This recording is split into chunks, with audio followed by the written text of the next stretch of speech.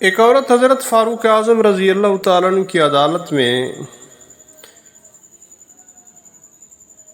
اپنے شوہر کے خلاف مقدمہ دائر کر رہی تھی۔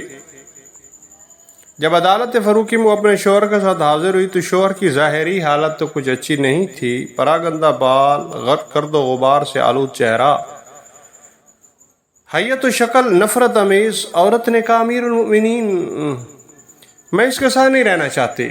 حضرت فاروق اعظم رضی اللہ تعالیٰ عنہ تو حیران ہو رہے تھے۔ ساتھ اس نے کہا میں اس کی بیوی نہیں، یہ میرا شوہر نہیں۔ حضرت فاروق اعظم رضی اللہ تعالیٰ عنہ اس کی گفتگو سے بھانپ گئے کہ عورت کو اپنے شوہر کی ظاہری شکل و شباہت سے، ظاہری شکل و صورت سے کراہت ہے، اسے پسند ہی نہیں آ رہی۔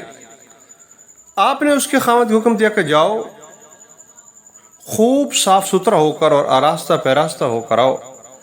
چنانچہ وہ گیا اور اس نے بال درست کیے، ناخن تراشے، اپنی داڑھی کو سنوارا، اپنی حیت و صورت کو اچھا بنایا، پھر آپ کی خدمت میں حاضر ہو گیا۔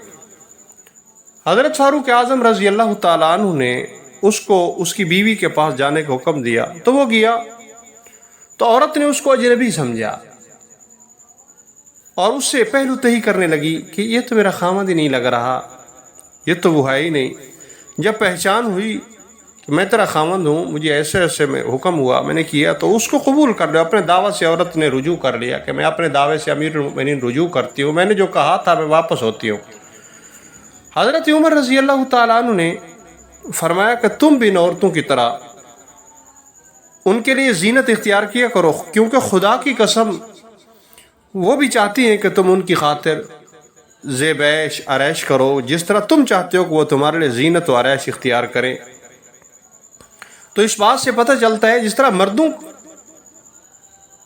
کے حقوق میں سے حق ہے کہ عورت اپنے آپ کو آراستہ کرے، خوبصورت کرے اپنے خاوند کے لیے، یہ خاوند کا حق ہے، اس کے لیے سنوارے، دوسروں کے لیے مت سنوارے، اپنے خاوند کے لیے اپنے آپ کو سنوارے۔